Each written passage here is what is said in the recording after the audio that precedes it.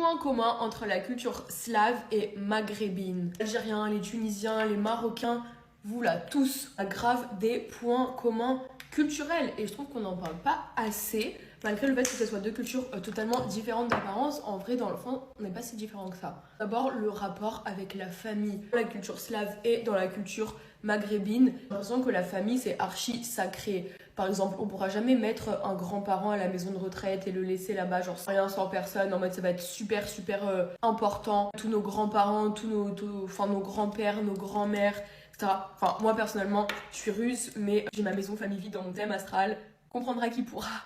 On a le rapport entre les hommes et les femmes. Vraiment, ça, je trouve que c'est flagrant, les ressemblances. Mais en fait, que ce soit dans la culture maghrébine ou dans la culture slave, l'homme a vraiment un rôle de provider.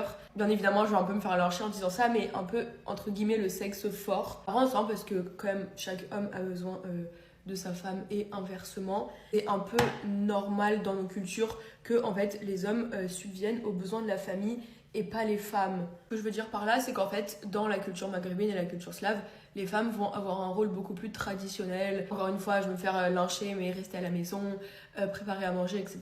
Personnellement, en soi, je ne vois pas où est le problème si... il y a des femmes qui adorent être femmes au foyer, s'occuper des enfants. Enfin, personnellement, pas quelque chose qui me dérangerait. Mais voilà, le fait est que dans les deux cultures, cet aspect de l'homme et la femme se ressemblent de ouf. Et finalement, dernier point commun, les amis, la malinerie. Enfin, je sais pas comment on dit, si ça se dit le mot malinerie, mais le fait qu'on soit malin. Désolée, hein, mais les maghrébins, vous êtes tellement malins. Après, nous aussi, les slaves aussi, on est archi malins, mais en fait, je pense que cette malinerie est là parce que slaves comme maghrébins, on a grave, pas forcément tout le monde, mais grandi genre dans des conditions un peu compliquées à vivre, etc. Et le fait d'être malin, c'est un peu une fin pour avoir ce qu'on veut. Après, pas de mal à être malin hein, dans le business, dans le commerce, si t'es pas malin, tu réussis pas. Mais voilà, en tout cas, j'ai remarqué que les maghrébins et les slaves, on est plus malins que par exemple les Européens ou les Américains qui sont pas malins du tout. Genre vraiment pas du tout. C'est tout pour moi, guys.